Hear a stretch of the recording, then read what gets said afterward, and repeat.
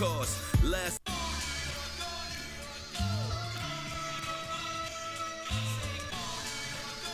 right, here we go. Salute to Knicks Nation on this Monday afternoon. CP the Franchise in the building with a special edition of Knicks Weekly, episode 146. The Knicks would go 3-1 on the week with an easy one in Washington over the Wizards. A double overtime thriller against the Denver Nuggets. Detroit beat down, but they would catch back up in Boston on Super Bowl Sunday. So we're going to recap the week with my guy, man. Currently NBA champion with the San Antonio Spurs and currently a host on SiriusXM's NBA Radio Channel 86. You can catch him on Give and Go with our guy Rob Perez from 2 to 4 p.m. Eastern Time. Returning to the show, our guy AD Antonio Daniels is in the building. Hit the like button, hit the share button, and subscribe to the channel. And let's get right into it. All right, AD, welcome back, man. How you feeling, man? Wait a minute. Whoa, hold on, CP, man. You ain't even going to acknowledge the fact that I'm the New Orleans Pelicans color analyst? You're just going to leave that out. Of course. I know the team is struggling right now, right? I know they're struggling right now, but they're still an NBA team. That's right. Now. We got to add that, man. The color analyst for the New Orleans Pelicans, and right on time because, you know, that commonality that you have with one Jose Alvarado, the story of New York since that trade deadline, and someone who you know quite well. Let's hear it, man. What did you just give us your overall thoughts of Jose and the trade, man? Well, I mean, obviously for me, it was bittersweet. I've never taken to a player post-career and as an analyst like I did with Jose Alvarado. Like the relationship that I had with that young man, just the constant conversations from day one of training camp 5 years ago to where we are now. Even on the road trip that we were just on, which at the time it was Philadelphia, Charlotte, Milwaukee, and Minnesota during the trade deadline. On the way to two of the games, I sat next to him on the bus and we just talked. We just chatted and we talk about a lot of different things. And then when I got the news, like my initial thought was, this sucks. I tell you what, for New York Knicks fans and for Jose Alvarado, it's fantastic. It is fantastic. I could not be happier for him. I used to say on our broadcast quite often, there are two guys that I was blessed to cover that made me want to play the game of basketball again, that kind of made me want to put a jersey back on. And I retired in 2011. And both of them played for the New York Knicks. Josh Hart and Jose Alvarado. Just the energy, their energy is contagious. Jose's energy is contagious. Like the moment that he checks in the game, there's a change in the ambiance. You know, even in the Smoothie King Center, I will come into games and say, this is a Jose game. Because it would be like just a very, very kind of boring game. And the Smoothie King the team needed a pick-me-up. They needed that bang energy drink off the bench. And Jose always provided. And the awesome thing, CP, is I felt like even though it was on the road, his first game against Boston was a direct reflection of who Jose Alvarado is. Like if you're a New York Knicks fan and you watch that Boston game, you noticed a shift in the energy when he checked in the game. No question. Yeah, no question about it. And, you mentioned Josh Hart, and yesterday was a 3-year anniversary of Josh Hart's trade to the Knicks, a trade that I felt like really, they had Brunson, but when they got Hart as well, that's when things really started to change, when this team really became a serious team, and he instantly became a closer for Tibbs. And I always said there was two guys that Tibbs trusted the most on that team. It was Brunson and it was Hart. And with Jose, you saw it yesterday in that Celtics game, the fan base, you felt the energy shift that he brought. Even in the opening, before in pregame warm-ups, he's asking Brunson, hey, what do you want me to do? Because everything is new for him. He doesn't know the system, doesn't know the guys. And Brunson's just like, just play your game. Just hoop. And by the end of the game, what does he do? He does his patented Grand Theft Alvarado, sneaks around, picks Jaylen Brown's pocket, and is running the other way with the layup. I mean, New York just went crazy overall with his energy. 2 steals and a block in that game. And, you know, he's feeling the hometown energy. Everybody's rallying around him. The Puerto Rican flags are flying all over the place, man. I can't imagine. It's a beautiful moment. I can't imagine when he does what he does in Madison Square Garden. Madison Square Garden is already an electric place to play. Yeah. Just you know what it represents, right? The Mecca, the stage lighting, like you're performing on a stage. But when you get this kind of electricity, that place is going to be bonkers. It's going to go crazy. It's going to be bonkers. Like Josh Hart brings a certain energy with him. And with Jose, it's different because one, he's a New Yorker, but 2, you understand the story behind him. You know, it's a great story if you know him not being drafted and him, you know, going back and forth from the G League, him being on a 2-way contract and him being so impactful with the New Orleans Pelicans that they didn't have a choice but to sign him to a deal. Lo and behold, you come full circle back to the place that raised you. You know, again, for me, my son, my family, the New Orleans Pelicans family and fan base hated it. But you understand the business of basketball. Yeah. For the New York Knicks fan base, y'all got a great one. Yeah. Y'all got a great one. Yeah, you let me know that, man, and definitely appreciate that. And, you know, it was, I think, also why New York was so just elated yesterday was because they were coming off of an absolute beatdown in Detroit on Friday night. They got ran out the gym. Yes, they were down, guys, but this is the second time they've got washed by 30 points by this Detroit team. And give Detroit credit, they are the class of the East. I think all roads are going to lead through there, through the playoffs. However, there's one thing about Detroit that is their identity, their calling card. Their effort, their energy, and their compete level. I look at a guy like a Dennis Jenkins. I mean, every time he sees the Knicks, he's seeing red. He has that chip on his shoulder. And that's what I told guys that night on postgame. I said, that is why we bring Alvarado here. We need somebody to match that level of intensity. And he showed it on Sunday. I will say this, though, CP, and I don't mean this in a disrespectful manner. But if you go back a year ago, the New York Knicks lost to, I'm trying to think who it was at the time, but they lost every game during the regular season. Boston and Cleveland. And the regular season is important. It is important. But there are always circumstances in the regular season that leads to the head-to-head record that don't show in the standings. You know what I mean? When I was working with Oklahoma City, I remember the OKC Thunder at the time. They had Russ and PG and all those guys. They played the Portland Trailblazers 4 times in the regular season, beat them 4 times in the regular season. It got to the point where Portland, if they won their last game of the season, they were to play Oklahoma City. If they lost, they were play somebody else. You know what they did? They sat everybody except Anthony Simons. I remember that. Yeah. Anthony Simons had 45. So they end up meeting each other in the first round. After the Oklahoma City dominated this same Portland Trailblazers team 4 times during the regular season. You know how it ended? Yeah. Dame Lillard with a walk-off like this. Dame time walk-off. Yeah. That's how it ended. Yeah. So, yes, the regular season is important, but the postseason is different. Different. So I don't put that much onus into, and I know we can look at it and say, but it was 30-point games, and I don't put much onus into that in the regular season. Postseason's a completely different animal.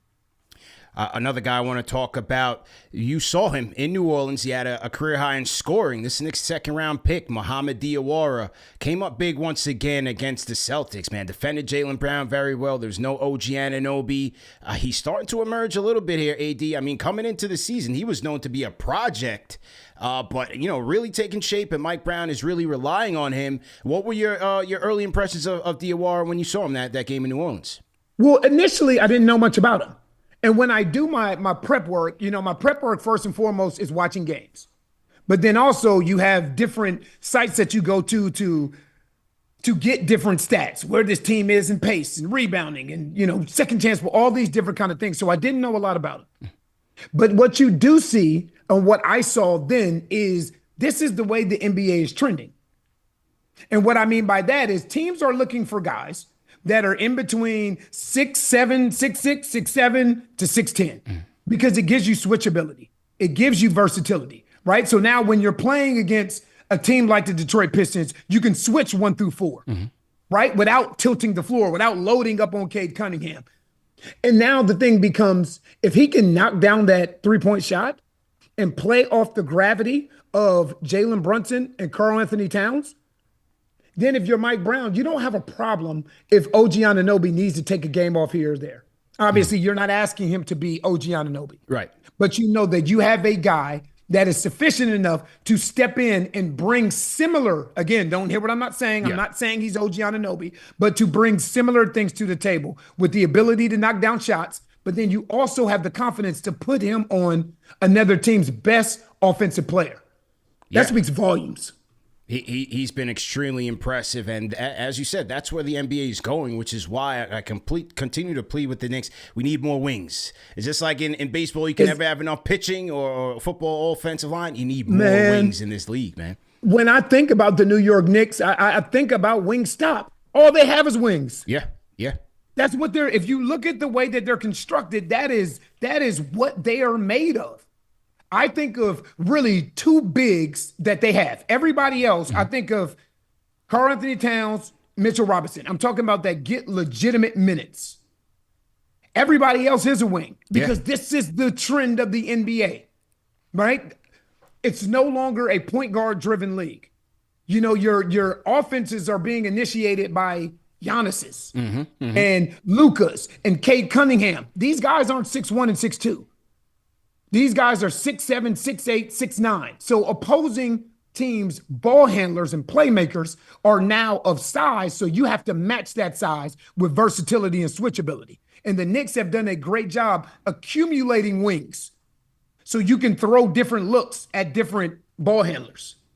You mentioned the Knick big, and the last time you were here, we talked about him in the playoffs, and it's Karl-Anthony Towns. And a perplexing, confounding situation here with Towns as he opened up the season saying he was kind of lost in Mike Brown's system. And, I'm watching this game yesterday, AD, where, look, he's competing, he's grabbing the boards and everything, but I just don't see a connectedness with him, whether it's getting him the ball at times. I see like they're freezing him out sometimes. He's getting the ball, can't really convert down low. He's trying to take guys off the dribble from the top of the key, depending on who it is. If it's an opposing big, fine. But if it's a wing, 9 times out of 10, he's losing it or he's hitting the deck. How do we solve the Towns issue? They need him to win it. No question. No, but this is what I'll say. And it kind of mirrors when we had this conversation last year. This is the area that I don't grasp about Karl-Anthony Towns. There's no way possible. This is just my personal opinion, that an opposing team should be able to get away with putting a wing on Karl-Anthony Towns. There's no way. No way. He's too big. He's too strong. He's too powerful. And again, this is just me watching games. What I would love to see is this league is about playing to the strengths that you have. What's Karl-Anthony Towns' strength? Shooting in threes. Right? Yeah. So when he has another big on him, it's okay to stretch the floor. That's awesome. But now when they're going to switch and they're going to put a Tobias Harris on him, right? Somebody along these lines, you have to be able to drop the ball to him on the box and use that as gravity. You have to. Right. It does no good for Karl-Anthony Towns to play in the arena of somebody smaller by playing 25 feet and out. It comes a point when you recognize that physical mismatch, you have to give him the advantage and make them play in his arena, which is on the box. Sometimes that may mean sacrificing other offensive possessions. Sometimes that may mean less possessions for Jalen Brunson here, or less possessions for Mikal Bridges or OG Anunoby, because he's a guy that is incredibly important to the success of the New York Knicks offense. And it just can't be, I'm just going to shoot threes, I'm going to tippy-toe this three-point line. That's just my thought. Yeah. I'm with you, and at times when he does draw those mismatches, I don't see the patience in the offense to allow him to establish himself, dump it down to him, and let him go to work. I just see they're kind of working it around the perimeter, and sometimes it can be laborious. Sometimes, yes, yesterday Jalen, he had that shooter's bounce. You let him go. He was cooking last night, but other times, look, your shots aren't always going to fall, and I look at Towns as a guy who can get them those high efficiency looks, especially off of the mismatches. Now Brown has tried to stagger those two, with Towns kind of running with that second unit. Prior to Alvarado, I saw some success with Kolick running at the point guard spot. Now I'm curious to see how Karl and Alvarado, because Alvarado's going to take that backup point guard minutes. Now I'm going to see how those two can coexist as he gets more and more acclimated with the offense. I think one of the most difficult things to do. I've had this conversation in the barbershop a million times. People think it's easy to coach talent. I've heard people say, in the barbershop, man, if you give me Kobe and Shaq, or if you give me Mike and Scotty, or if you give me Tim and Manu and Tony Parker, I have all them championships too. Like, no, because it's not just about putting talent on the floor and letting them go. You have to find a way to bring it all together. And when you have guys that are as talented as Karl-Anthony Towns and Brunson are, the issue is trying to get it to work together, right? It does no good if Jalen Brunson's talented on his own and if Karl-Anthony Towns is talented on his own. But on the other end, Cade Cunningham and Jalen Duren are vibing. You know what I mean? It does no good. So the difficult part with coaching talent is to find a way to bring that talent together. And I'm not going to lie, I'm not going to sit here and be like, man, it should be easy. No, it shouldn't. Think about Phil Jackson had to allow Dennis Rodman to go all the way to Vegas, right, during the season for him to come back and for that team to be right. So coaching talent is not the easiest thing, but I think anytime Karl-Anthony Towns is on the floor without Jalen Brunson, it needs to go through him. Yeah, no, easily. You want to ring with Mike Brown in '99 at the expense of the Knicks at the Garden. What do you see as Mike Brown's key strength for this team based on your experience with him? First and foremost, I love Mike. He was my PD coach. He wasn't there in '99 though. I thought. Oh, I'm sorry. It was a little bit later. It was a little later. Yeah. But he's a player's coach. But the thing that I love most about him, he's old school in a sense. And you can remember this with him being in Sacramento. He doesn't mind holding his players accountable. He does not mind holding his players accountable. And I love that. I call me old school, but I love when a coach can tell a team what he wants done. And then when it's not done, I can tell you guys that it's not done. The same way when it's done correctly, I can praise you guys. That's one thing I've always loved about Mike. He has a system and a way that he wants to play, and he has a standard that he is going to hold you to. And when you don't meet that standard, he doesn't mind telling you. But when you do meet that standard, he doesn't mind telling you. Did you hear about the quote from Mikal Bridges after the game in Portland when he talked about, he might have been, they talked about what spurred his turnaround, and he talked about, because there was some talk that the players weren't buying in with Mike, and Mikal Bridges was very, very open in that that post game. We talked about I needed to be a little bit more coachable. I was a bit more entitled. What did you make when you heard that comment as a player yourself? Well, I don't know what. When you hear the players aren't buying in, what does that mean to you? From Towns' standpoint, it seems like he's not comfortable with his role in the offense, so he's not getting the ball enough. Okay. But what about everybody else? Yeah. That's the part that's always, listen, I'll be the first to tell you. Anytime you fire a coach, I don't care at what level, you're starting over. You're starting over. So yes, the chemistry that the New York Knicks had an opportunity to develop under Thibs, you're starting over. Anytime you fire a head coach, and this is the part that's always different in the NBA, you don't just fire a coach and then pick up where you left off. Because you have a new coach that has a new philosophy, that has new schemes, that's coming in with a new system, that has a new brain in the way of operating. Mike Brown is not Tom Thibodeau. So it is going to take a minute. So yes, do I expect there to be some bumps and bruises along the way? Yes. I don't expect it to be all sunshine and puppy dogs just because you guys advanced to the Eastern Conference Finals last year. That's not what I expected. When you fire your coach, basically what you're saying is, okay, we have to start over. And with Mike Brown, it's going to take a minute for everybody to feel comfortable within that system. I wouldn't expect the New York Knicks, just because they have coming back, who they have coming back, for them simply to hit the ground running because they did a year ago. What's been your overall, Detroit's number one in the East right now. Mm-hmm. The fans, they're chirping at us, AD. Every time they watch us, they come into the comment section. They're like, we here, we different. This ain't last year. The playoffs ain't going to help you last year's success. What do you think is the key, man? When you see this Detroit team, all their lottery picks are, leveling up, all-stars. What do you think? Right now, the Detroit Pistons are the best team in the Eastern Conference. And that's okay. Mm-hmm. It's okay to have this conversation because the season's not over today. Mm-hmm. It's February. Yeah. Now, if we're having this conversation in second week of April, in May and June, then there's a problem.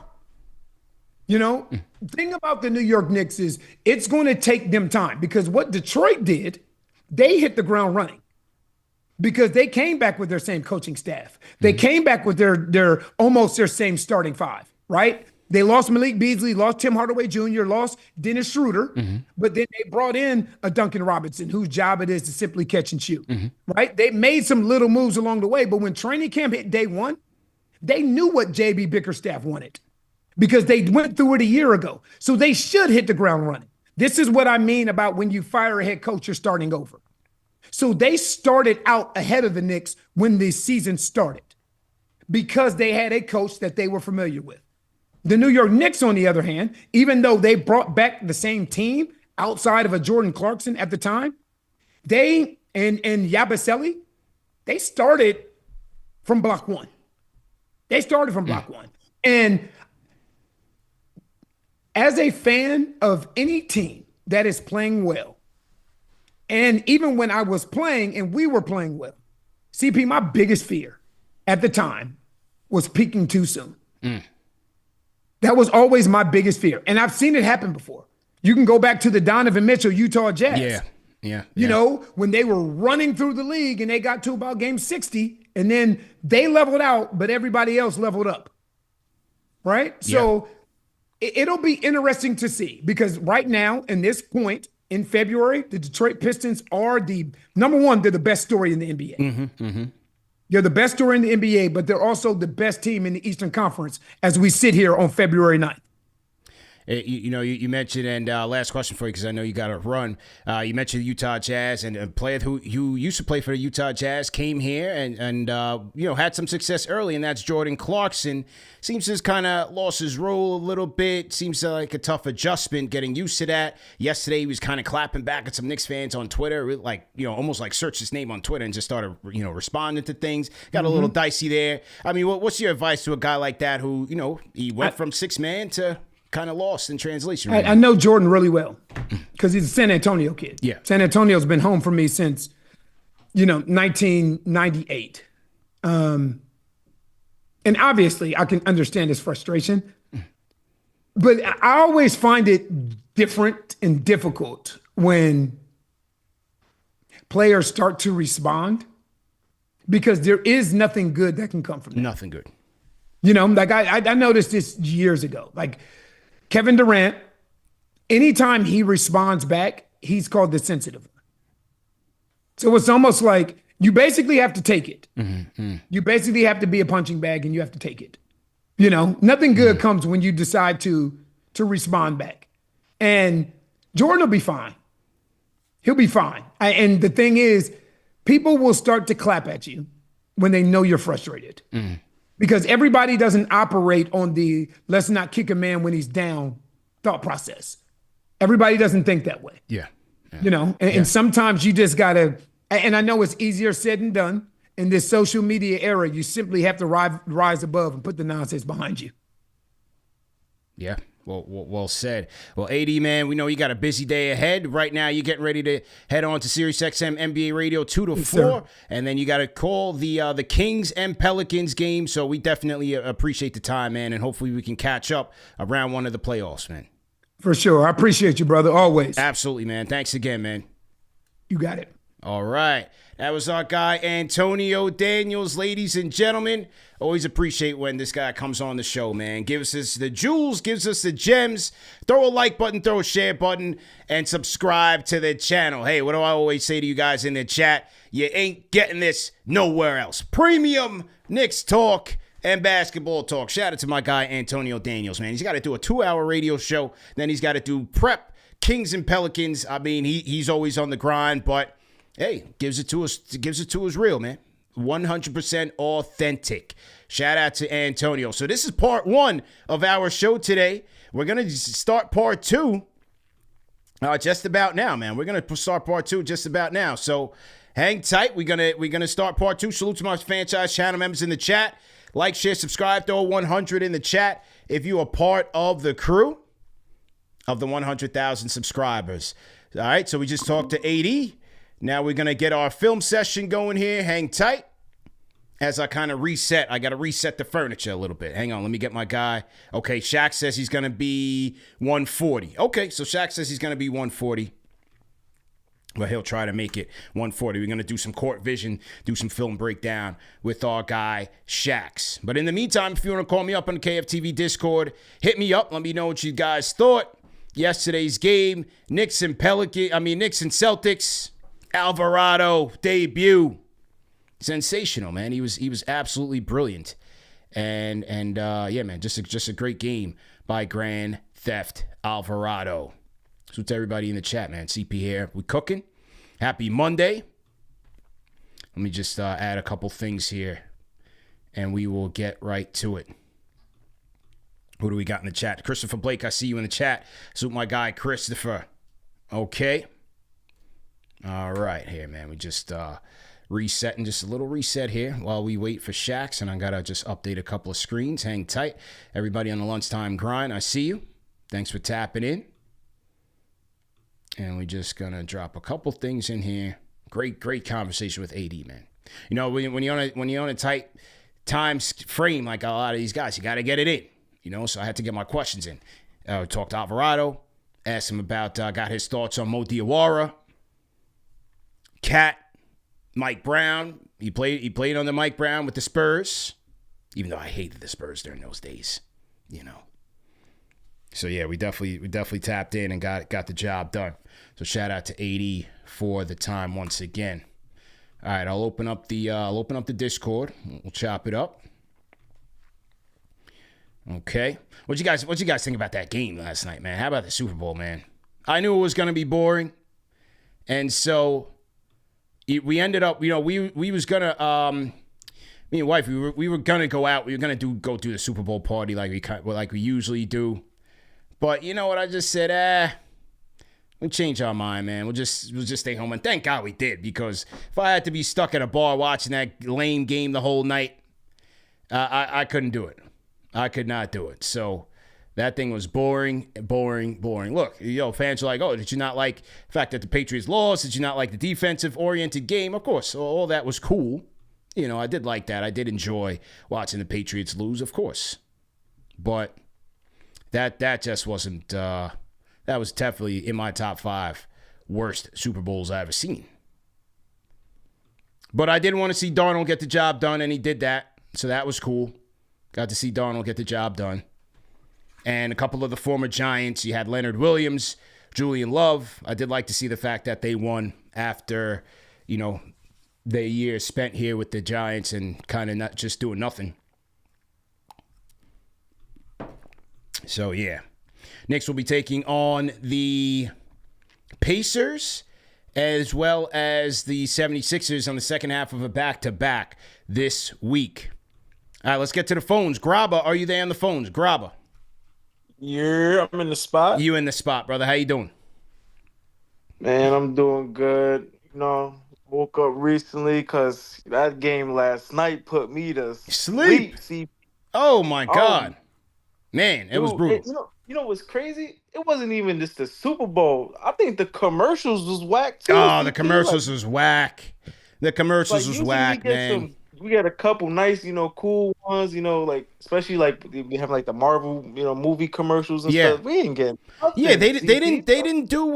didn't do an Avengers commercial, right? Doomsday. Did they do a Doomsday commercial? Nah, I don't even think they did the Doomsday joint, man. Like we Wow. ain't get. Well, you Yeah, know it what it was. is now? It's like, Oh, and my guy Gary V would always say this. It's like it's changing now, man. Like the investment that you make, the $1 million and thing investment that you make on these Super Bowl ads.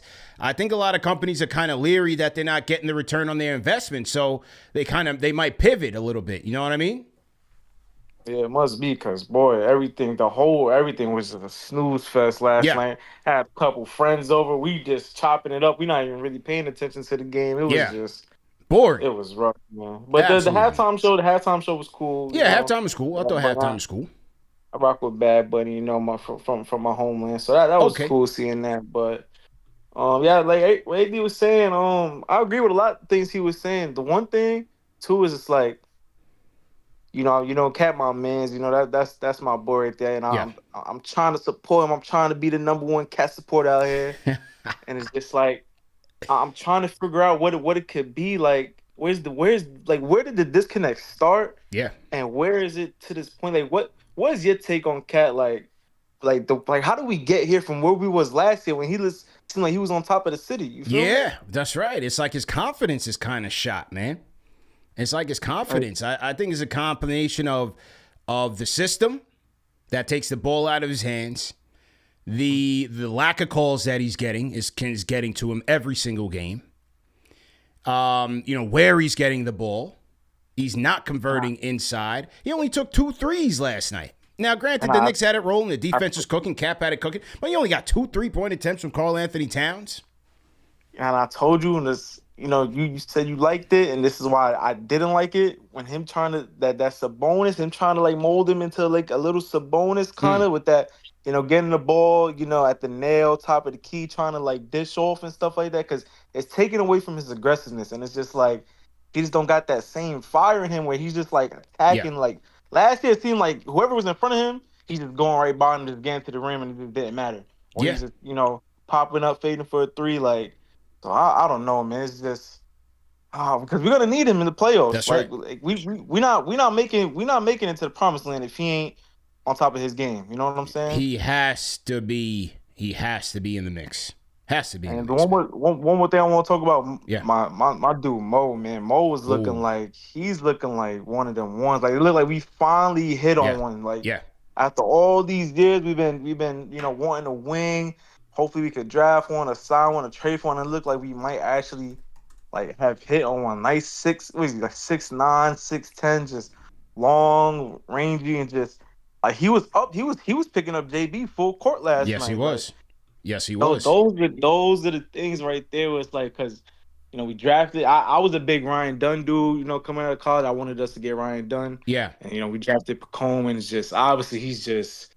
Falling off just the well face of the earth. That's why the Diawara thing is so important. You know what I'm saying? Yeah. Hang on a second. Let me just mute this audio. Him really coming to light, and just like you see it there. You see the mistakes. He could get a little bit over aggressive. Like there was a time, JB was coming down full court, and he tried to cut him off, get into the basket. And he just got like overzealous and just like kind of ran into him. So he still does have them little rookie mistakes, but you could see the makings of a real NBA talent. So I'm really looking forward to that, man. That's a big reason why like the Diawara thing and his development is so major for this team. Number one, as AD said, the wing development is major, especially in this league. And look at how he was harassing Jaylen Brown last night. And then with Dadier right now being a complete dud flop, you lost out on a first round pick. Man. Diawara really is helping this team right now in a major way, and they need it badly. Yeah, that's one thing I give this front office, credit for. At least, they second round picks. They usually do a pretty good job with their second round picks. Like we had Mitch. Was Tyler in second or was Tyler was second? First? Deuce was second. Deuce was second. So we do a pretty good job when it comes to them late second round picks. Huck, Huck was like the last pick of the draft. So yeah. so we do a pretty good job there. But yeah. Yeah, man. Combs is just a dud, man. This is looking bad. It's Like looking bad, bro. did you see last night when he like walked or carry? Like, yo, I didn't see it, but the Knicks chick, I heard her crack it up in the living room. I said, "What happened?" She said, "Diawara just walked something crazy. Like I couldn't even believe it." Get off the Boston bench. He's just screaming. He couldn't help but laugh. You could see him just laughing on the sideline. Oh my goodness, bro! It's like he's just in a whole nother league than these guys right now, man. In a whole nother league. Yeah, I don't even know if he could get down to the college level. Like he's looking. Nah. Yeah, man. But, that's it, man. So guys wanted to chop it up with you a little, man. Yeah, man. Solo dolo lunchtime grind, man. Lunchtime grind, rest of your day, brother. Yeah, man. Go ahead, man. Go ahead. Shout out to our guy Grabba on the Discord. Rate that call in the chat. 1 being trash, 5 being facts. Yeah, Diawara, it's just like, bro, like, are you really even an NBA player? Yeah, we got to give these guys time, but to see that Mohamed Diawara, second-round pick, comes in, and he's just, every day is doing something new just to get up to speed, to get up to the level, like, that we need here. And Diawara, he's like, oh, it's almost like he's playing JV ball, and I don't want to insult an NBA player. Like, he made it to the promised land, but it just seems leaps and bounds, levels between these guys. Yeah. Let's see who else of my franchise channel members in the building. Stevie Nicks always in here, whether on the TikTok or on the YouTube. Shout out to Marie, Smooth Guitar, always in here. Replay Gang, Keith Paris, salute. Will Latimer, always in here. Salute my guys. Salute. Jamaica Queens, always in here, man. Shout out to Walter Inge. Okay, we got a good group. Got a good group in here on the lunchtime grind. We are waiting on Shax. Second half of today's show, we're going to do KFTV Court Vision. Second half of today's show. Okay? Just a reminder, man, if you guys haven't gotten your Valentine's Day gear, man, or ladies, if you want to get some Valentine's Day gear for your dudes, man, head over to KnicksFanTV.com. We are having a 20% off sale right now, site-wide, for the lovers out there. And take care of the Knicks fan in you. Hey, listen, sometimes you get your dude the gift and it's thoughtful, the box of chocolates and all of that. Get him something that he's actually going to use and wear. And right now in the midst of the Knicks season, that's Knicks Fan TV gear, man. Especially hoodies, man. If you're out here, East Coast, West Coast, down south, everybody can use a hoodie right now. Get your For the Fans, By the Fans hoodie. Your KFTV hoodie. Your Once a Knick, Always a Knick sweater. Get your 100 KFTV t-shirt. Yeah, it wasn't pretty, but it was gritty. The grind starts now. We got those all in stock, ready to ship out. Replay Gang t-shirts. So yeah, man, get your significant other, and these are unisex, man. So fellas, if you want to get your lady one of these gifts, bring her closer to the action. And hey, I would recommend that, because for those of you that are going to be watching Knick playoff basketball, look, that's a long day commitment. You got to watch the game, and then you got to come right back here. Number one show for the fans, by the fans. So, fellas, get us some KFTV gear. Get it involved in the mix a little bit with the number one show for the fans, by the fans, so you can get that TV time when it really matters, come money time. You know what I mean? Dezo Capone, salute. Dezo Capone. Sheldon Woodley says, CP, will you put Kumo Dean a package for Giannis? I mean, listen, man, we're talking about Giannis here, right? So, like, but I'll hold off on all the Giannis talk until later, man. Like, I'm locked in with this Knicks team, and I'm happy with the guys that we have. So I'm just hold off on the Giannis talk, man. You know what I'm saying, Zay? How you feel, man? I'm good. How are you? Good. Great. Man, these last few days has been very telling, right? We just had the two extremes. You got a extreme low with that Detroit game. Yeah.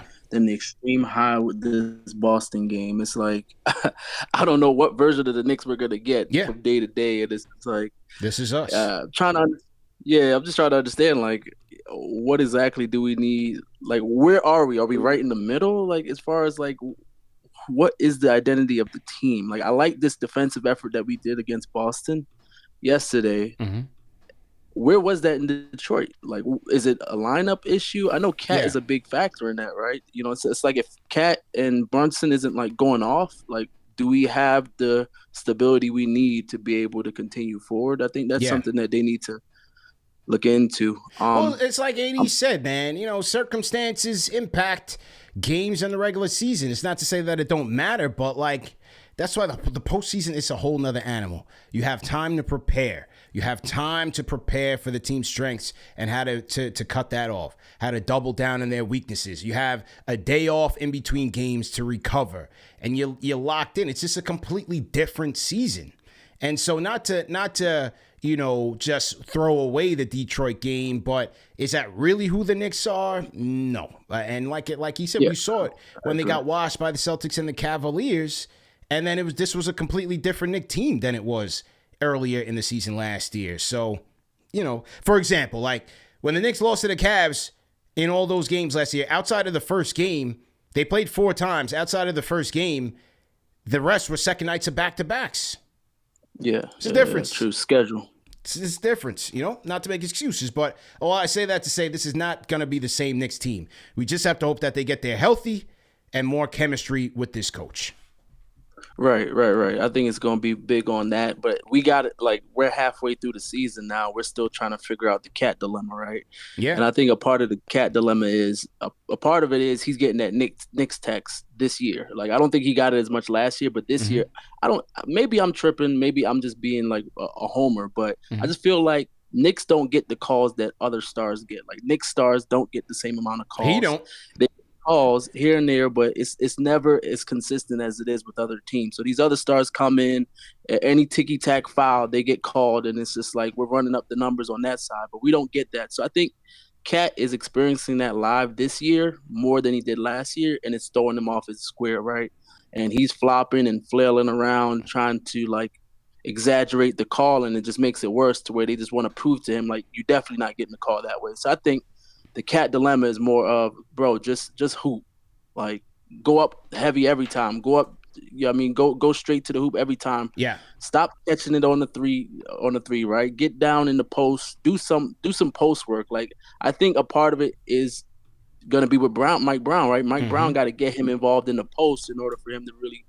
He's an inside out guy, right? So he shouldn't just off the rip be shooting threes off the rip, right? He should be getting his buckets in the post first. Then once he warms up, then we can see how he looks from the three. But I just feel like there's not that much of a game planning for him because they're trying to do it the same way they do OG, which that's what makes OG is, get it off the rim, do what you gotta do there, or get it in the flow of the offense. But the offense primarily works through Brunson. Yeah, I don't think Cat is liking that as much as OG can easily adapt to that because he gonna cut hard, he gonna get his rebounds, he gonna dunk, he gonna do all the dirty work. Where Cat is not a dirty work type of guy, so I think that just needs to be cleaned up. Which there's a potential to get it cleaned up, but we still good. You know what I'm saying? We still look good. I think we're gonna be like you said. I think it's just they're gonna go through the regular season coasting. All of these bench players look good. Clarkson is a little iffy though. Yeah, I don't know what's changed this year for Clarkson. It's like he plays defense as if he's trying to look like he's playing defense. Yeah, that's how he's always been, though. That's why he's a 6 man. It's like they don't play defense. They just like look like they play defense enough so that they can get back on offense. And it's just like that's killing our game where now we depending on you. You just chucking up shots or you just you're not getting in the rhythm of an actual like basketball team now that you're on a winning team. So it's like hopefully that gets cleaned up. But Diawara, watch out for him, man. He looks great. Mo looks good. Mo looks good, man. Mo looks good. He's doing good. So, shout out to the team, man. But we looking good, man. I appreciate the call, but we looking good, man. Yeah, anytime, man. Anytime. My guy, Zay from Maryland. Shout out to Zay from Maryland for sure. Yeah, with the Clarkson thing, look, man, that's why you're a 6 man. There's a reason why the Clarksons, the Jamal Crawfords, the JRs, the Malik Monks, there's a reason why you're a 6 man. You're a very talented scorer, but you become a lot more specialized in that role. It's very few. Ginobili was a little bit different. That Spurs team was deeper. Like, Ginobili could do everything. He could defend, he could pass, he could shoot. He was fantastic. He's a Hall of Fame 6 man. But, like the Crawford, most of those guys, that's not, it's nothing against those guys. They're just more kind of one-dimensional, where the scoring was their primary strength. Yes, they could play make, especially in the case of JC, but defense wasn't their strongest suit, so that's why you bring them off the bench. You bring them in, microwave it up, sit down, and the rest of the team will carry it from there. Still have a role, but it's just that for the Knicks, they have enough offense at times, especially in terms of the type of offense that Clarkson is going to give you. What you need is scoring efficiency around your primary stars and then also defense. And then additionally, they needed some playmaking. So that's why Tyler got back in the rotation when Deuce went out. It's why Diawara is back in the rotation when Deuce is out. And that's why Shamet, when he came back, is getting more minutes than Clarkson. But like I said the other day, remember that Shamet was averaging more minutes per game than Clarkson, even when the season started. So Brown had already had Shamet as his 7th guy off the bench next to Deuce. It's just the fact that he got hurt and then Clarkson kind of had to take over. But Shamet was already getting those minutes prior to his shoulder injury. You know what I mean? Let me check on Shax here. We're going to do KFTV Court Vision in just a bit. While we wait on Shaq and pay some bills, man, shout out to one of our sponsors of today's show, and that is Ruler. Hey, listen, man, mental health is real, and so is taking care of your mental health. With everything going on around us, all the distractions, everything, all the noise, take care of your mental health. Go to ruler.com, RULA/KFTV for more information and connect with the mental health experts who specialize in you. One of the good things about Ruler is that they have over 15,000 licensed mental health professionals waiting to talk to you. And another benefit of Ruler is that, listen, in this state of medical care and insurance industry where you know sometimes these things can be very costly, for Ruler you could see someone for as little as $15. So make sure you go to ruler.com/KFTV and sign up, get more information, and try it out, man. Let them know KnicksFanTV sent you. Shout out to Ruler for sponsoring today's show. Okay, we were waiting for Shax to get in. Okay, hang on. He says he pressed the link, but no. All right, let's get Shax in here. Shax is waiting on us. We're waiting on Shax. Here we go. We'll try that. Okay, in the meantime, let's go to Cody. Cody on the Discord. Go ahead and unmute your mic while we wait on Shax. Cody, go ahead. Yeah. What's up, CP? How you doing, man? How was your weekend, bro? It's cool. Boring Super Bowl, but it was cool. Yeah, very. We looking good, man. Looking like a well-oiled machine lately. Yeah, talk about that Alvarado. You didn't get your Alvarado take in, man. Yeah, I love it. I love the defensive energy he brought, and just like the energy. He was all over the court. The deflections. Even one time when he turned it over, you see when he chased Pritchard down and he poked it from behind. Yep. Saved the play. Saved the fast break play. He was hitting his open shot. That was a major pickup for us. Yeah, 100%. Mo's confidence is going through the roof, man. Yeah. You can see it every game he getting better. Mo was looking like Mo was playing like a 10-year vet yesterday, man. He's picking up Jaylen Brown. He's turning them. He's draining the shot clock, forcing tough shots. It's good defense by Diawara yesterday, man. Yeah, 2 for 2 from 3. I actually like Mikel's game yesterday, like all the I thought Mikel set a good tone. Go ahead. Yeah, I love it. I like to see that's if we could get Mike Brown to continue letting him play like that, where he's not just sitting launching threes. Yeah, that's not his game. His game is taking the backdoor cut and filling the lane in that post mid range. Like he never misses it. He's like Sean Livingston in the mid range, but they don't go to it. Like that should be your third scorer. Put him in the mid-range, post up, fade away. He never misses that shot, ever. But they just don't go to it. I love the way he played. He let the game come to him, easy buckets. Pat, though, man, I'm still on Mike Brown, man. He got to figure this out before the playoffs come or it's going to bite us. Yeah, no, you're right, man. You're right. They got to get on the same page. I like how he's competing. I don't agree with people saying that, he's not competing out there. No, I think that's wrong. I think Cat is competing out there. He just, offensively, they just got to get on the right page, man. They got to figure out his fit there, man. Yeah, you can see he's playing hard. He's playing hard. Yeah. It's just he's not getting put in positions to succeed with his game.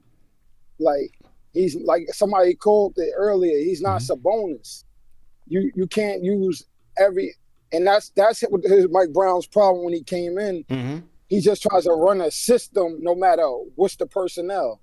But now I see he's kind of deviating from that a little bit, where it's like now you see Mikel cutting OG not creating as much. They letting him create for him, but he just got to figure Cat out now. Yeah. So I give him credit. He's Mike is getting better. He's still no Tibbs, but he's getting better. There it is. There it is, man. All right, man. Appreciate the call. I'm getting my guy Shax in here. We're trying to set up here. And so, yeah, man, we'll holler at you, man. Good call, man. All right, I'll see you. Cody on the Discord. My guy Shax in the building, man. What up, Shax? How you feeling, man? Can you hear me?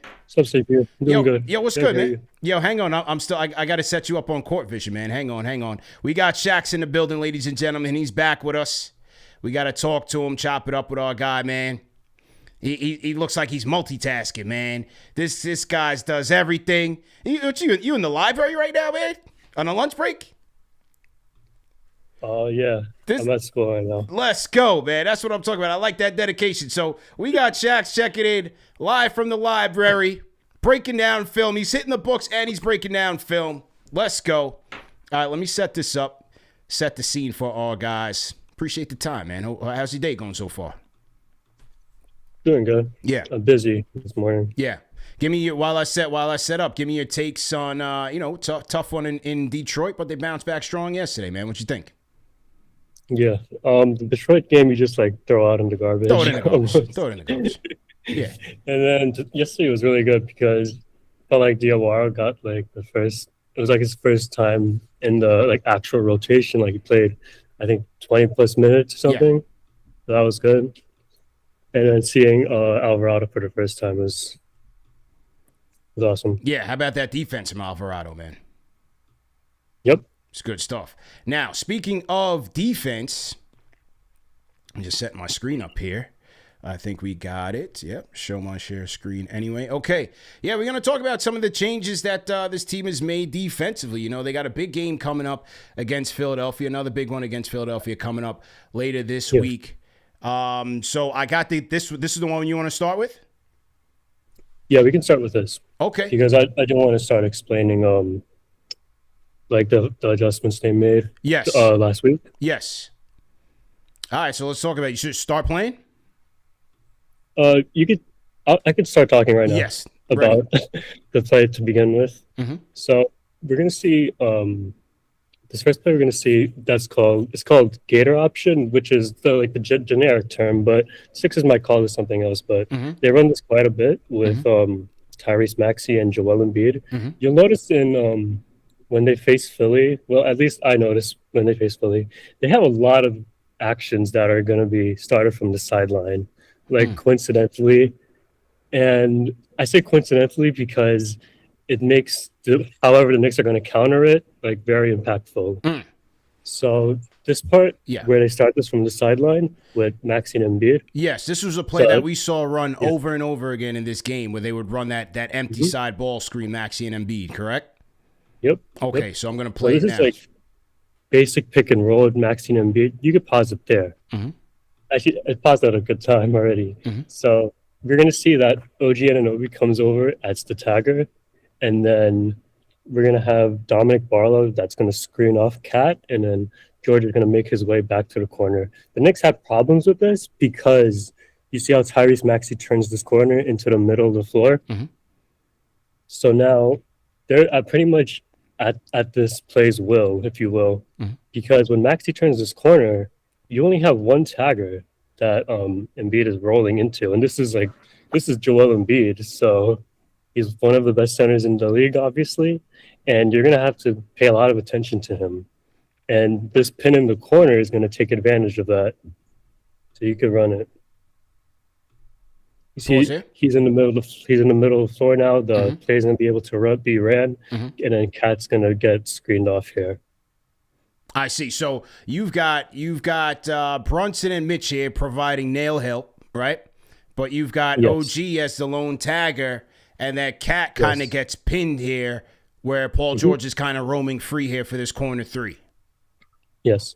All right, we're gonna keep rolling. Let me know when to stop. We're mostly focused on this tagger though, not so much the help that Brunson is giving here, but mostly the tag because there's only one tagger, and the one tagger creates this 2-for-1 in this corner. Got it. Okay, keep it rolling. So it's the same play again. You can keep it rolling. Mm-hmm. Yeah, so middle of the floor again. You see Mitch is playing high coverage on him because Maxi can be a great pull-up shooter. Mm-hmm. And they run it again. You get an open three. Mm-hmm. Now on this play, because it looked like, I remember this exact play, and it looked like OG and Cat were talking in terms of, was it OG saying, Cat, you go out to George, and then I'll cover Barlow here? What was that communication there? Yeah, so I think what we're gonna end up seeing in the next play is them accounting for George, but then not accounting for Barlow. So you can pause it here. You see how this time Cat's gonna come in instead of OG. So maybe OG wanted to stick to George instead and just have Cat just roam in here and wait on Embiid, but also wait on Barlow, which I honestly wouldn't like that either, because we're gonna see what's gonna happen on this play. He gets to Embiid, and then see how Barlow's going to just cutting in. Finish. Yeah. Yeah, so to make this a lot easier, we're going to see them push it towards the sideline instead. Okay. So that, pull up the next and we're going to see the help on the roll is going to be a lot different, not just one tagger. Okay, the next clip, because I downloaded a ton here. These are all in Philly. These are all in Philly. Okay, so let me make sure I have the next one down here. Let me just make sure. Yep. Okay, I think I have it in order now. All right, so let me share the next one. So to everybody in the chat, we've now moved into KFTV Court Vision, ladies and gentlemen. We have now moved into KFTV Court Vision. Shax is here breaking it down for us. We multitasking, moving and grooving. Okay. All right, let me just get this up here. There we go. And I believe I have it here. Okay, ready. All right, so this one's going to be in like a little bit of pace. So it's not really standstill, but it's pretty much the same thing where there's going to be an empty ball screen. You could run it a little bit. Okay. Yeah, you probably, you could go back a little bit, just a little. You see how Bridges is pointing? He's already pointing towards the sideline because he's going to need some extra help. And then he's going to try to push Maxi towards the sideline. So he's pushing him. Cat's going to come over as well. And so is Hart. Hart's going to come over because he's going to be the weak side low man. So he's going to be in help as well. So this is actually good. It might not look that good because there's three people there, but this is honestly what you want. Especially in like, I don't know, this kind of semi-transition here is kind of a little fast. So you're trying to push the handler still all the way on the sideline. And you see how Brunson is going to be the next up to tag Embiid. Yeah. As opposed to Embiid flipping and then rolling towards this. Hart would have been the very last man down there. Got it. So keep playing? Yeah. Yeah, you could play it. Now, this is going to end up in an open three for Philly. I will say that the Knicks over the last like 10 games have gotten pretty lucky with the three-point shooting from other teams. But this is the exact concept that I wanted to show so far. Got it. Right. So this one ends in a Kelly Oubre. They do end up getting a good shot still. Yeah.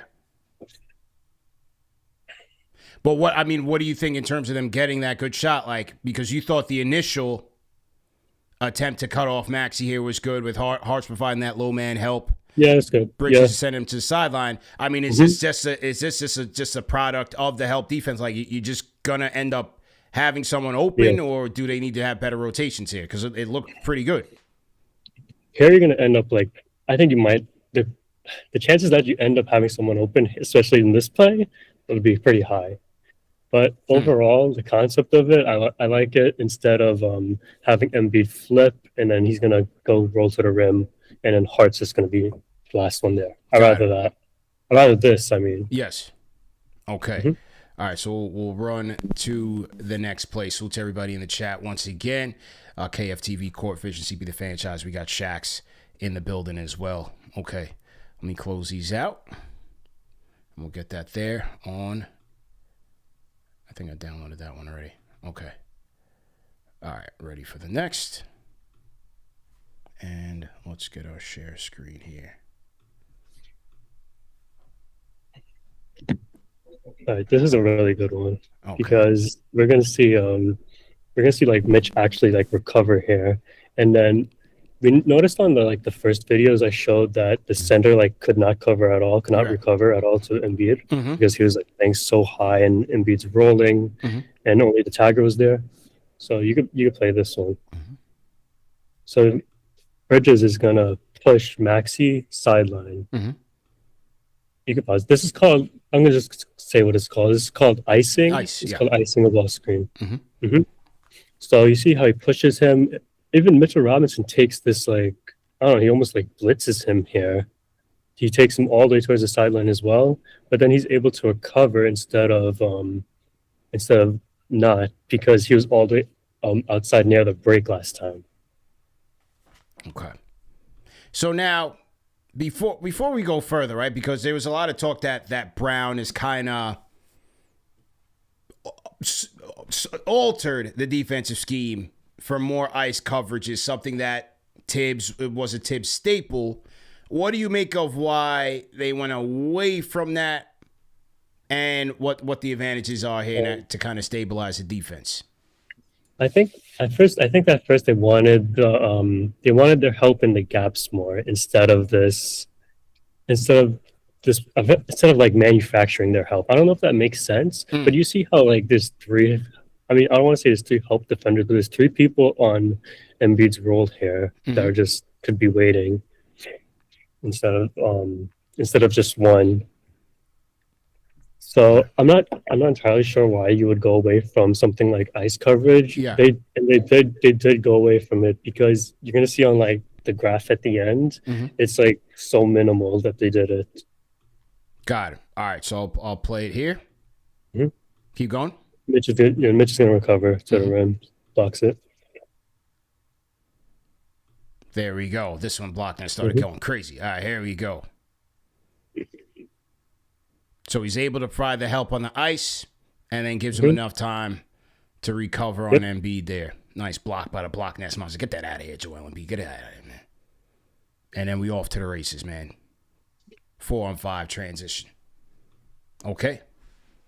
All right, there we go. We'll roll the next one. Yep. This one's going to be a little bit quick because it's kind of the same thing. Okay. All right. A little bit different though. Let's share. Present something else. Boom. Okay. Okay. All right. I think we got it here. Let's get to it. Boom. All right. Run it. Yep. Okay.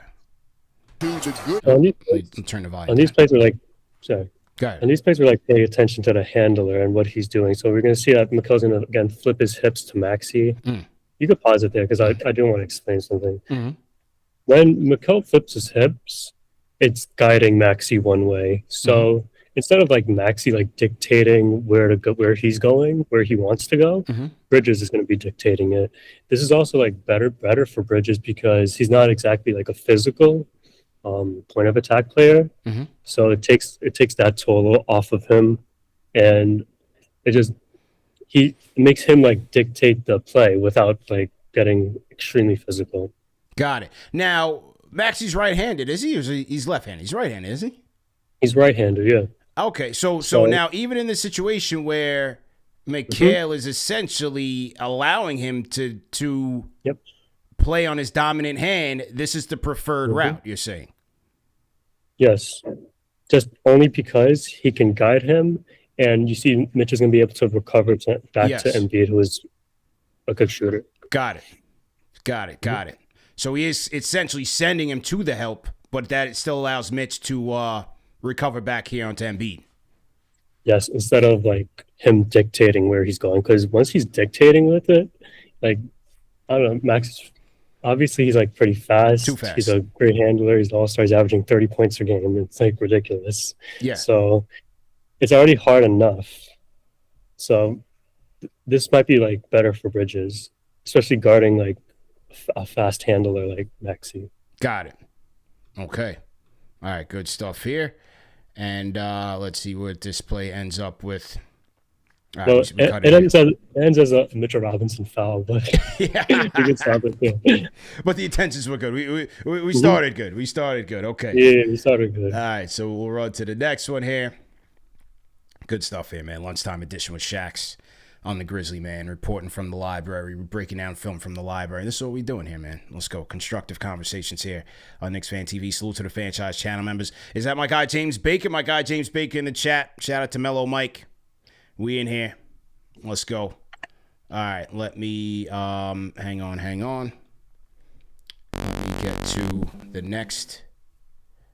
Oh, got the wrong one here. Okay, let me get to the next screen that I want to share. Where is this? Okay, here we go. Okay, ready when you are.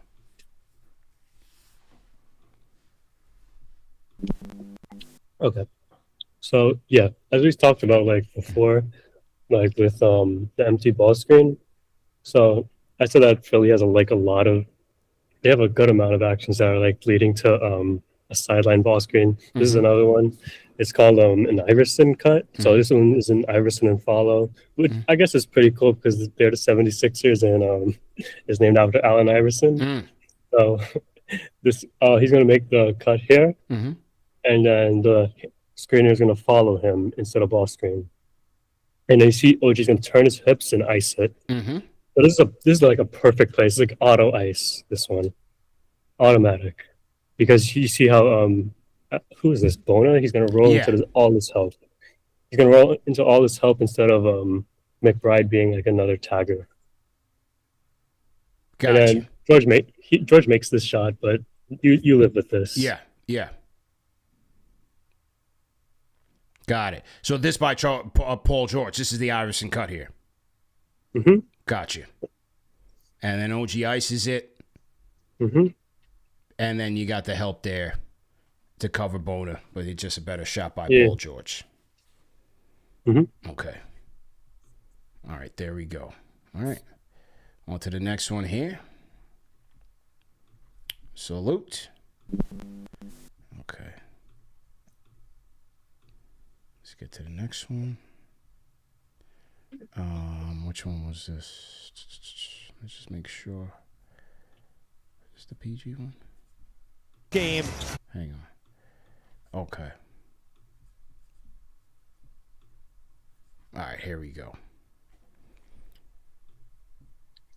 So same play, same exact play. And then we're gonna see OG like flip hips again and just push him sideline.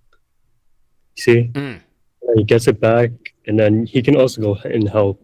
That's just him being OG there. Yeah. Again, like flipping his hips and then pushing him toward the sideline. Right there. That's perfect. There we go. Yes. Instead of George going over this and going to the middle and Bono flipping again. So yeah, it's just a lot better. Better coverage there. And he got the sideline as extra defender. And there goes the dog, man. Gets through the screen. He's fighting through the screen. Gets a deflection there. Gets on the ground. Almost gets caught in the arm bar. That was a little dangerous when I saw that play. I said, whoa. Yeah. I said, whoa. Let's make sure his AC joint ain't popped out there. But, hey, good job by the dog recovering. And that's just what he does, man. This is all defense type of play here and leads to the McBride steal. So hopefully both of those guys come back healthy. Okay. Yep. All right, next one here. CP and Shax in the building, man. Make sure you guys are following Shax and subscribing to the Substack. And make sure you guys are following him on Twitter, X, at ShaxNBA. Make sure you guys are following Shax there, okay? All right. A couple more here. Salute to everybody rocking with us, man. Good show so far. Okay. We up to the next one. Here we go. Okay. So this one we're going to see, this time Josh Hart's going to ice it. And then this time you're going to have to see OG's activity. So I feel like when you're icing the ball screen, it also unlocks OG a little bit more off the ball.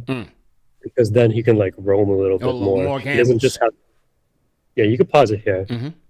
He doesn't just have to be like Landry Shamet, which is like the low man. He doesn't just have to be him. So he could just, He's gonna stunt at Embiid and then come back to Nice. Edgecombe. Yeah.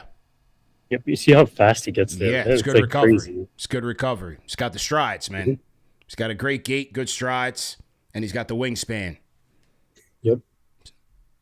All defense right here, ladies and gentlemen. This is why he's all defense. Forced a tough shot on Edgecombe. We need him back. Shout out to the dog. Okay, we've seen some good productivity here out of the icing, man. Icing those screens. Okay. All right, let's get to the next one here. What do you think about it in terms of the impact on, say, like a Brunson? What do you think that's had on him? Yeah, I think it's had a good impact as well. I saw a few plays yesterday, actually, that he's icing ball screens, so he doesn't have to get like extremely physical with the handler. Yeah, I thought he did a good job with that yesterday too. Okay, there we go. All right, so we're on to the next one here with Shax. Let me turn it down. Okay, ready when you are. Okay. Yeah, I think we're gonna see Brunson here in this one. Wait, let me see. No. This one, okay. This one's one of my favorite plays of the entire game. You could go back a little bit, just a little bit. So this one's not really a ball screen yet, but he's gonna push Maxey to the sideline once again. I also feel like that. I don't want to say like Maxey's not a strong left-handed handler, but it's obviously his weaker side. There was a play in this game where he was handling it, they were pushing him sideline, and he like completely just threw the ball out of bounds because he couldn't dribble it. But I don't think it's that bad. But it's not. It's obviously not his right. Right. So that's also a factor to take to account for. Got you. Okay, so we'll run the play and let it play here. Here we go. And then, sorry, wait. You could pause it still. Pause it. Okay. Because OG is gonna come in again over on the wing and not as the low man. So you see that Brunson's the low man here. And OG's instead gonna push down and help on this drive. So he doesn't have to. In ice coverage, he doesn't have to be the low man. He could. He could like help in multiple ways. He could help on the pop. He could also help on this extra drive here. Yeah. So kind of like both of those, 45-degree angles, if you will. You got OG because he's got the recovery time. It's a good strategy, man. He's got the recovery time, the wingspan to drive out and close out on the shooters, and to kind of help Brunson out as well. So the reason I love this play so much is because he does so many things on this one play. So he's going to help on this drive, right? And you can keep it playing. Embiid shot fakes. They're going to reverse it to George, and then Brunson's going to be guarding George now. And then he's going to come over and help. So you see how much stuff he's doing on one play. He's also going to protect the rim. It's like the perfect player next to Brunson, if you will. Like people have talked about putting defenders around Brunson. Like this is like a prime example of what a defender looks like next to him. Because he takes his responsibility as the low man, and then he's gonna help out also. Big play right there, man. Good stuff. Excellent stuff. All right, we're gonna get to the next one. That's just showing you the versatility of one OG Anunoby and why he is that guy for the New York Knicks, man. Need him back. Hopefully that toe is in good shape. That's why he's the dog, ladies and gentlemen. Okay. We cooking, man. Shax is cooking here. We good? Let me see here. Okay, I think I got the next one. When you are ready. Let me see what this play is. Yeah, he can play. Okay, got it. I got about 15 minutes. We should be good. We got about 15 minutes. I got to jump on a call, but we're good. You go back a little bit. Because we're going to see the Sixers attack Brunson, which obviously a lot of teams do, and something the Knicks always need to figure out during any opponent. So Kelly Oubre is going to set a screen. And then typically this is like a double drag screen. So they want Edgecombe to attack Brunson while also attacking Robinson off Embiid's screen. So we're just going to see how Brunson's not going to allow that. I wouldn't call this an ice. This is called more like a weak coverage. So he's forcing Edgecombe one way still. Right. Force him to is it the weak would be forcing him to his left hand? Yeah. Okay. That's why it's called a weak kind of. But it's not towards the sideline though. This one's going to be like more in the middle of the floor. So I call it a weak. So he's going to weak it. And we see that Robinson's going to be in coverage as well. He's going to make sure he's in front of Edgecombe, not on the side of Embiid, because he's going to be pushing from that way. And then the play just develops into Embiid just ISOing Robinson, which you want this if you're the Knicks. Yeah, this was. I think it was this the. This was the second half. We're not going for those ball fakes, Joel Embiid. Get out of here with that. See, that's what I was telling this man, Drew Hanlon. You know, Drew Hanlon, he's flexing the stats. I said, Drew, what happened in the second half when Big Country was locking down on those fakes? We're not going for that. We held him to 10 points in that second half. That's what I was trying to tell Drew Hanlon, man.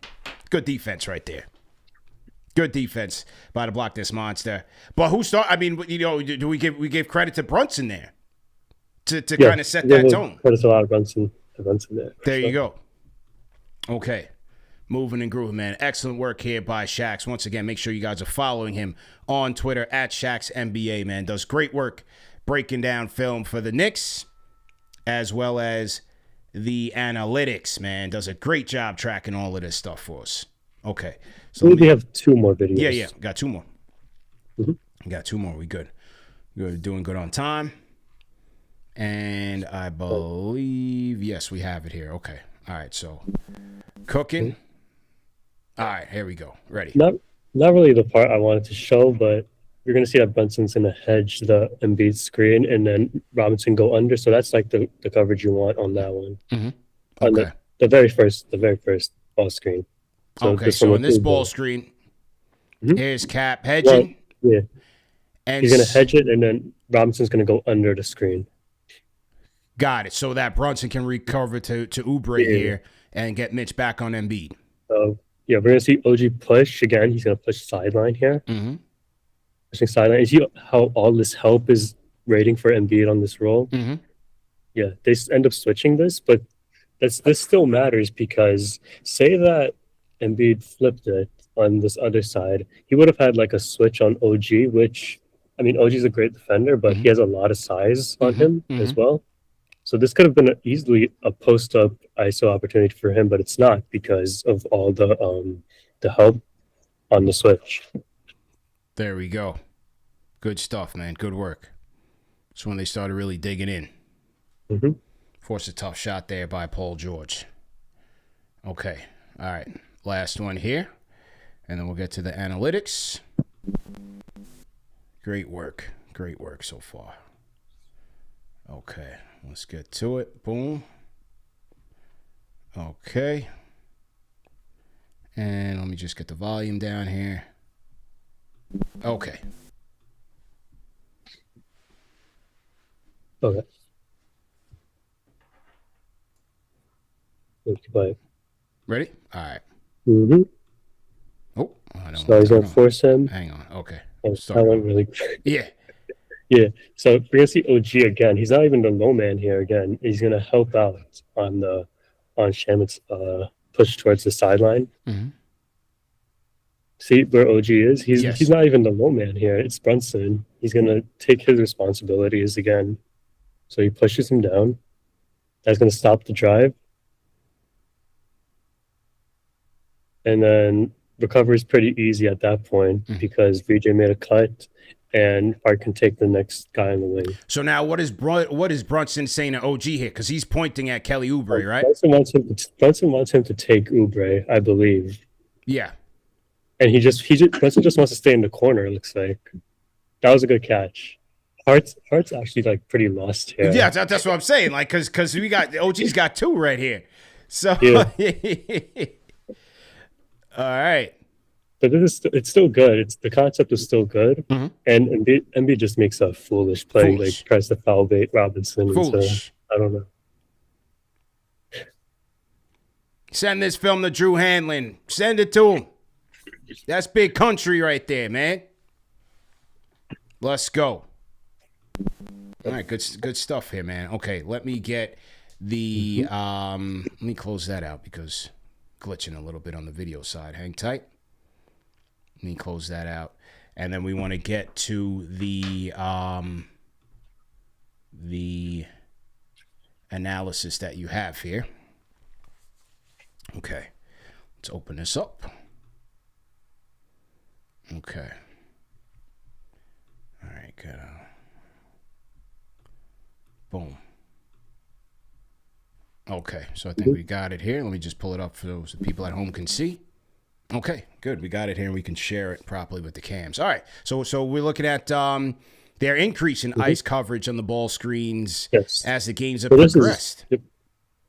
So this is like basic on the y-axis. It's like basic a coverage count. It's like how many times they did it. Okay. It's not any type of percentage. So or anything. You got to break that. You know, a lot of people in the chat are very far removed from school, so they don't know y-axis like me and you. So break down exactly where that y-axis is, because you know people at home. We got some older folks. They far away from the mathematics and the graphs, right? Yes, you in the library, man. So you know those terms. So point us to where we at right now. Yes, so on the very left corner, very left side, it's going to say ice coverage count. So it's going to show how many times they actually ran the coverage. Mm-hmm. So this is not like a percentage or anything. It's just straight up raw numbers. Mm-hmm. Mm-hmm. And then the game number, obviously, we're going to see like a trend on the very bottom. It says game number. Mm-hmm. Mm-hmm. So this is game by game, the whole season, up to this goes up to. I want to say Toronto, but I'm not exactly sure. But it shows the Philly game, and you see the Philly game had 9 of them, right at the top. It's game 46 and had 9. That was a Philly game. Wow. Mm-hmm. Okay, so there we go. So where was the Dallas game? That was that Dallas MLK game. I wonder which game number that was. I could check. That one is game. I think it's game 44. 44. All right. So it was just about right there. Yep. Okay. Wow. So you see a pretty big jump there. Yeah. You want to guess how many points Philly scored on them? How many? Let me see the 0.44 points per action across 9 possessions. Wow. There you go. Very, very few, man, when the season's first started, and now we had a huge spike. Yep. So Mike Brown must have saw something here. Yeah, they just rarely did it, even across even compared to other teams. Mm-hmm. Even compared to other teams, it's extremely low. Yeah. So they really ramped it up here. Yeah, I would love for these guys on the beat to really ask him, like, you know, obviously this was what Tibbs was running with. Do you have the tracking from last year with Tibbs in terms of the on screens, or you just started tracking it this year? Only did this year. Yeah, I'd be interesting to find out from Mike Brown why, or even from like Brunson and those guys, like why, you know, they allowed Brown to kind of switch that, and what was the impetus to moving back to it. Yeah, I'm sure Second Spectrum has something on last year. Yeah, if you were to look at it. What they ran last year. Mm-hmm. Yeah, man. Good stuff, man. Great stuff once again by my guy Shax. Breaking this thing down. We got the film and the analytics to back it up. All right? This is what you're getting here on KFTV. Make sure you're following my guy Shax NBA, man. Double duty right now. He's hitting the books. He's in the library right now getting his study on, and he's breaking down film while eating lunch. This is what we do on the #1 show for the fans, by the fans, man. Giving you people what you want, man. What do you got coming up on the pipeline? You want to let the people know about anything? You want to promote anything? Yeah, I'm going to have I think third part now. The third part of the playbook is going to be okay. Mm-hmm. There we go, man. So you have been just dissecting this. Yeah, I'm hoping to include videos this time. So okay. Yeah. All right. Yeah, man. Well, yeah. Listen, man. Whenever you want to talk about it, man, you know you got the platform for you to do it, and we appreciate it. This is excellent work here, man. Great work, man.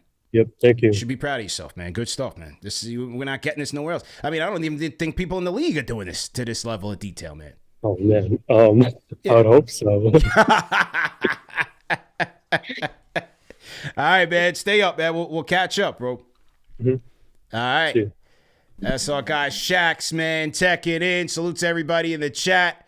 Hit the like button, hit the share button, subscribe to the channel. Big up to Shax. Shout out to Tag in the chat, man. Excellent work, man. Excellent work. Kid sharp. He's sharp, man. So, yeah, man, he sent me all this stuff last night, man. We had to get it to go. Yo, I'm just a conductor, man. I'll let Shax lead the way. I'm just a conductor here, man. I got to get the people what they want. Number one show for the fans, by the fans. Make sure you guys are following him and supporting that kid, man. Great work. Great work, man. Breaking it down. A huge increase in the ice ball screens, man. But seems to be working for the Knicks because, you know, the defense has certainly gotten a lot better. Yeah, you can point to effort and their connectivity for sure, but schematically, as he's showing you, you know, they're having success there. A lot of that is utilizing OG as kind of like that free safety, while, you know, the point of attack, they're doing their job, you know, pushing the screens to the sideline, allowing the help to be there. It's just good stuff, man. Great job by our guy Shax, man. Absolutely great job. Okay. Yeah, man. Good stuff by Shax. Absolutely. So to everybody in the chat, Knicks will be taking on the Pacers at home for the Alvarado homecoming. I know a lot of you guys are looking forward to that, so definitely tap in. I got to get to the gym, and hey, man, you guys know what I like to rock when I go to the gym. I like to rock my Fabletics. Salute to our guys at Fabletics for sponsoring today's show. Hey, sign up for the Fabletics VIP program and get everything 80% off, limited to 2 items. You can't go crazy, but 2 items, 80% off. It's a great deal. Sign up for the Fabletics VIP program because, for example, for their average hoodie, it goes for like $110. You sign up for the VIP program, you get it for $22, okay? And that's the thing with Fabletics, man. Premium, durable, quality, athletic wear for you. So, you know, when I go to the gym, I throw my Fabletics. I got like the long sleeve shirt, because it's cold as hell out here in New York. So I'll rock my long sleeve shirt. I'll throw the hoodie over it and some of the workout pants as well, man, and get my gym on. You know what I'm saying? So shout out to my guys at Fabletics for once again sponsoring the show. Check them out, Fabletics, FABLETICS.com, and fill out the quiz when you sign up for the VIP form. Fill out the quiz and let them know that KFTV sent you, and you get 80% off site-wide. Okay, shout out to my friends at Fabletics for sponsoring today's show. All right, I got a meeting coming up in just 2 minutes. I need some water. I gotta make lunch, man. Busy day, but we catching up, and we will see you guys once again tomorrow. We'll see if I can get a game preview in tomorrow afternoon for the lunchtime grind. I like these lunchtime shows. If you want me to keep these lunchtime shows going, let me know in the chat. Let me know in the comment section. You know, your feedback is always important to us. And any other feedback, man, leave it in the chat, man. We take all feedback seriously, as we always try to level up. You know, listen, we 100,000 subscribers, but we always know that there's room for improvement, and that's how we continue to level up. Appreciate everybody that sends super chats. If you want to send us a Cash App, it's $KFTV. So you can do that. And yeah, man, we definitely appreciate it. Shout out to Mentu Son. Mentu, email me, kftvmedia@gmail.com. Thanks again to my franchise channel members. Salute to the team. And we'll see you guys tomorrow. Number one show for the fans, by the fans. You see it, man. It's my rally towel. We out of here. Peace.